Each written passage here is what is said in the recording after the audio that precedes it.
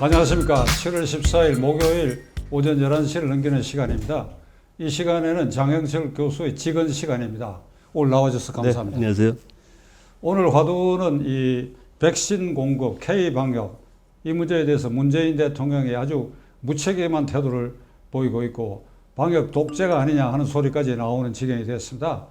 7월 12일부터 수도권 4단계 거리두기로 격상을 했고 또 주말부터 55세에서 60세 미만, 59세까지 약 전 인구 중에 400만 명에 해당하는데 거기에 이제 백신 신청을 받았는데 정작 그 3분의 1 정도의 수량만 확보하고 그리고 그냥 신청이 접수가 몰리는 바람에 이게 인터넷이 이제 마비가 됐다.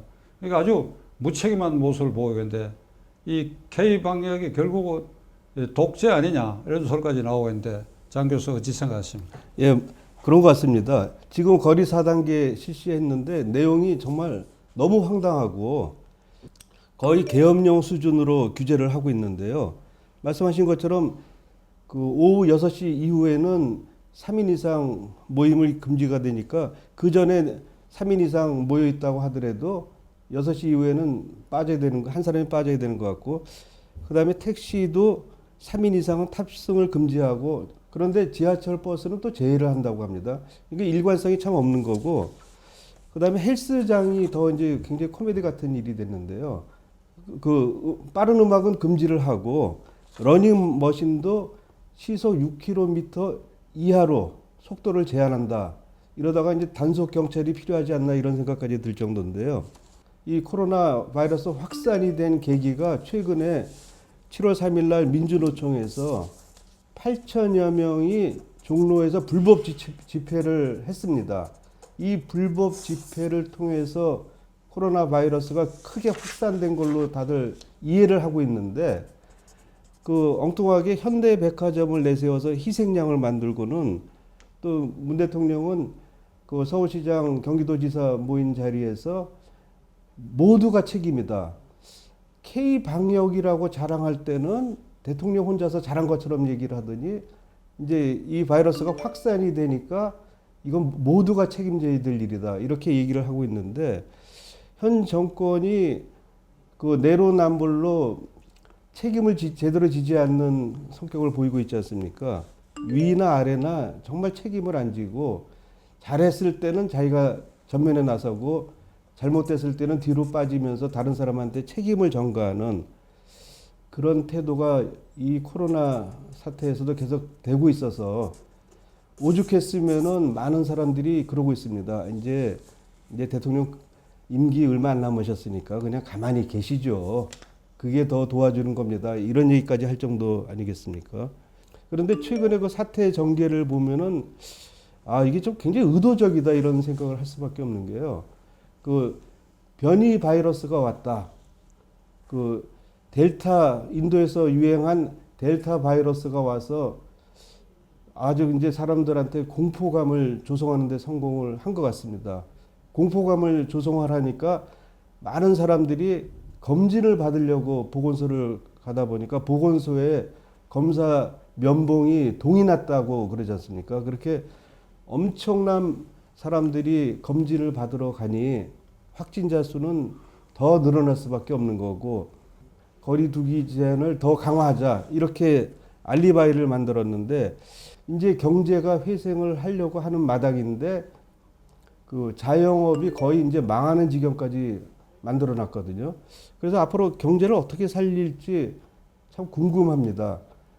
그 자영업자들은 당연히 이제 반발할 수밖에 없는 거고 날벼락을 맞은 사람들이 예비 신랑 신부들이거든요. 그래서 예비 신랑 신부들도 화가 나니까 우리도 8천여 명 민노총 집회 숫자인 8천여 명을 모아갖고 합동 결혼식을 해야 되겠다. 그러면 당국이 아무 소리도 못할 거 아니냐. 뭐 이런 얘기까지 나오는 실정이라고 합니다. 영국이나 싱가포르의 경우에는 백신 접종률이 67%가 넘었습니다. 그래서 이제는 그 코로나 바이러스는 거의 감기 수준으로 관리하겠다고 선언을 하면서 마스크에 대한 강제도 안 하고 그다음에 마음대로 사람들이 활동할 수 있도록 자유를 주고 있는데 우리는 대통령까지 나서서 백신을 확보했다고 자랑하고 또 홍남기 부총리도 올해 4월 달에 9,900만 명 분을 확보를 했으니까 걱정 말아라.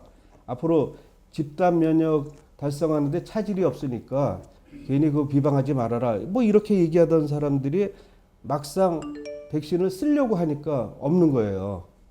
그래서 다급하니까 미국 가서 사정사정 했지만은 미국에서 간신히 잘 쓰지도 않는 얀센이라는 백신을 줬지 않습니까? 근데 101만 회를 받았는데 그것도 이제 금세 동이 났고 또 다급하니까 이스라엘에 쫓아가서 백신 수합을 하자고 해서 70만 회분을 받았고 세계 곳곳에 다니면서 국어라는 신세를 만들어 놓으니 이게 제대로 된 일인가 이런 생각이 좀 많이 듭니다. 그래서 오죽했으면은 그 백신 외교 참사다 이런 얘기까지 나올 정도거든요. 결국 백신 확보가 잘 안 됐기 때문에 접종률이 지금 어제 기준으로 보니까 그 2차까지 다 맞은 분이 11.4%에 불과하고 1차만 맞은 사람은 한 30% 된다 그럽니다. 그러면 선진국에 비해서 많이 뒤처지고 있거든요. 결국 백신이 없어서 그런 건데 이제 막상 백신이 필요할 때 없으니까 백신을 예약한 데는 쇼를 벌이면서 이렇게 국면을 호도해 가려는 그런 의도가 너무 심하기 때문에 이런 부분에 대해서 한번 경위를 철저하게 밝힐 필요가 있지 않나 이런 생각이 좀 듭니다. 어제 그저께 월요일 날 이 청와대에서 문재인 대통령이 주재한 이 코로나 대책 특별 회의가 열렸는데 거기에는 이제 뭐 질병관리청 관계자 외에 서울시장 오세훈 그리고 경기도지사 이재명 씨까지 그 포함된 자리에서 우리가 이 방역에 실패한다면 여기에 있는 우리 모두의 책임이라고 이렇게 강조한 것이 보도가 됐습니다. 우리 모두의 책임이라고.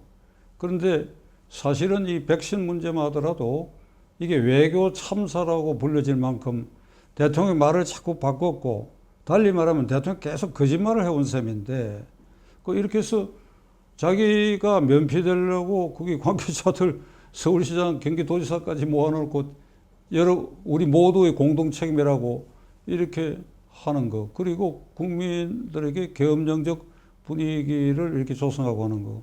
이게 내년 대통령 선거 과정에 뭐 노림수가 있지 않나 하는 생각이 드는데. 아무래도 이제 국민들이 정치적 의사를 표현을 못하는 그런 상황을 만들려고 하는 것이 아닌가 이런 생각이 들거든요. 지금 그 시위도 1인 시위만 허용을 했지 않습니까? 그 어떻게 보면 이제 작년에 8.15 광화문 집회 같은 그런 집회가 올해 8.15에도 또 있을까봐 걱정해서 미리 선수를 친 것이다. 이렇게 해석할 수밖에 없거든요. 이거 자영업들이 장사를 못하게 만들어 놓고 긴급 재난지원금을 풀겠다. 그래서 그걸 가지고 생색을 내면서 내년 선거에 이기겠다.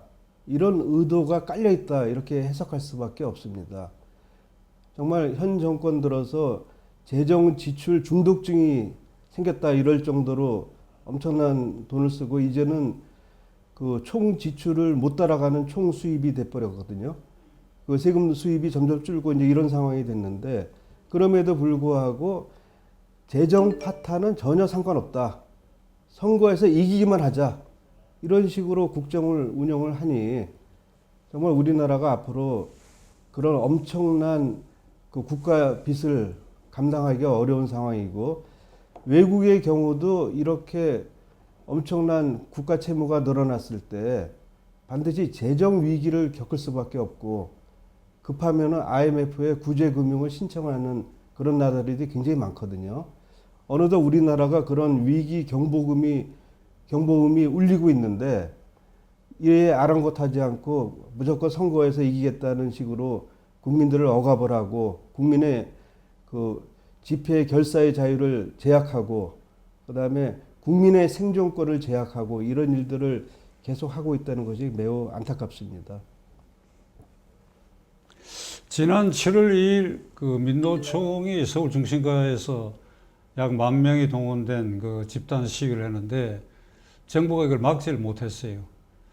그리고 그 직후부터 이게 폭증하기 시작했는데 코로나 확진자 수가 작년 8월 15일 광화문 광장에서 비 오던 날 거기 뭐 10,000명도 모이지 않았어요. 그런데 그 8.15 그 집회가 그 이후 그 폭증, 팬데믹의 계기가 됐다 하는 것은 통계적으로도 그게 사실이 아니라는 게 판명이 되는데 그 당시 청와대 비서실장은 국회에 나와가지고 그 집회를 주도하고 참가한 사람들은 살인자라고 했어요. 살인자. 네. 그 살인자라고는 증명이 없어졌는데도 그 민노총 집회를 의용하고 그 정부가 코로나 이 방역 대책에 있어서도 그 완전히 이중 대책을 취하고 있어요. 그러니까 땅 위에 건 규제하고 땅 밑에 지하철은 전혀 규제하지 않고 하는 그러니까 이게 도대체 국민이 어느 장단에 맞춰야 되지? 가장 큰 피해자는 자영업자. 예, 그렇습니다. 그러니까 정부의 이런 이중잣대 행위에 대해서 장 교수 어떻게 생각하세요? 현 정권의 특징이 내로남불이라고 그러지 않습니까? 내로남불이 결국 자기한테는 관대하고 그 남한테는 엄격하고 다른 기준을 적용하는 것인데 남한테 그 관대하게 하고 자기한테는 엄격하게 해야 되는 것이 맞는데 이 정부는 그게 완전히 거꾸로 된 그 국정 운영을 지금 하고 있습니다. 결국 이러다 보니까 국민 간의 통합이 저해가 되고 사회는 점점 이중 구조로 바뀌는 상황이 됐지 않습니까? 그러면 국민들은 항상 의심을 하게 돼요. 아, 이번에 이런 대통령이 이런 말을 했을 때 이게 무슨 의도가 있나? 항상 그런 거를 궁금하게 생각하게 되고 거기에 대해서 정부가 얘기하는 거에 반대 방향으로 움직일 가능성이 되게 높다고 봅니다. 아까 말씀드린 것처럼 무슨 일이 터지면은 다른 사람한테 떠넘기고 잘한 것은 또 자기 공이라고 우기고 오죽했으면 지난번 G7 정상회담에 초청받아갔을 때 사진을 다른 나라 대통령을 잘라갖고 그 대통령이 가운데 있을 정도로 매사가 홍보에 쇼를 거듭을 하다 보니까 이제는 콩으로 매주를 쓴다고 그래도 잘 안 믿는 그런 상황이 됐습니다.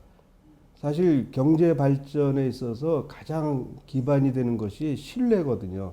물론 이제 정치도 신뢰가 중요하겠습니다만은 경제 특히 일반 상업 거래에 있어서 상대방을 신뢰를 못했을 때 그 발생되는 비용이 엄청나고 과거 그 삼성경제연구소에서도 그 불신으로 우리나라가 발생되는 비용이 GDP의 근 3분의 1 수준에 달한다.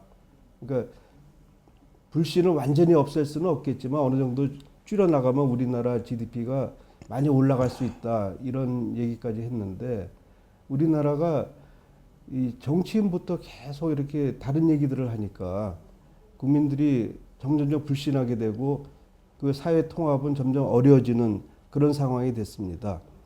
이번에 백신도 분명히 대통령부터 부총리까지 거짓말을 한 것이거든요. 백신 뭐 계약했다는 게 어떻게 들어오는 거라고 얘기를 합니까? 그 조선일보 보도에 의하면은 작년에 문 대통령께서 모더나 백신 2천만 명분을 확보했다. 그리고 홍보를 대대로 했지만은 올해 2분기에 들어온 것이 1.2%에 불과하다고 그러지 않습니까? 그러니까 사소한 거라도 나오면은 그냥 과대 홍보하다가 그게 이제 이루어지지가 않는 일들이 자꾸 이제 반복이 되다 보니까 국민들의 불신은 더욱 가중이 되고 그 국민들이 이제는 이런 얘기를 더 이상 하기도 지친 것 같습니다. 그래서 이제는 정말 이런 거짓말 한 정권에 대해서 제대로 한번 국정조사도 하고 특검도 해서 좀 경위를 밝혀보는 것이 어떤가 이런 생각이 좀 듭니다. 끊임없는 백신의 이 대책에 대해서 거짓말, 그 다음에 이 백신 도입에 대해서 이 외교적으로 파란을 일으키고 하는 이 총체적 책임은 문재인 대통령이 져야 되는데 그럴 생각이 없는 것 같고, 그럼 피해자 중에 가장 극심한 자영업자들, 이 피해자들도 구경꾼처럼 되어버렸는데 국회 의석을 가장 많이 가진 제1야당이 이거 효과적으로 대처를 하고 있는지, 이 사람들이 뭘 구경꾼인지 이거 총체적 대책을 어떻게 세웠으면 되겠어요? 지금 워낙 뭐 의석수에서 이제 밀리다 보니까 민주당이 이제 독주를 하는데 민주당이 계속 독주를 하다 보니까 에러가 계속 발생이 되는 것 같습니다. 그래서 그 틈을 타서 그 야당이 제대로 공세를 취해야 되지 않나 이런 생각을 하고 있습니다. 특히 이런 백신 확보 거짓말이라는 것은 명명백백하게 지금 드러난 현상 아닙니까? 그래서 당장 이제 국정조사권이라도 발동을 해서 이 부분에 대해서 경위를 한번 짚어보는 것이 국민들을 안심시키는 가장 올바른 지름길이 아닌가 이런 생각이 들고요.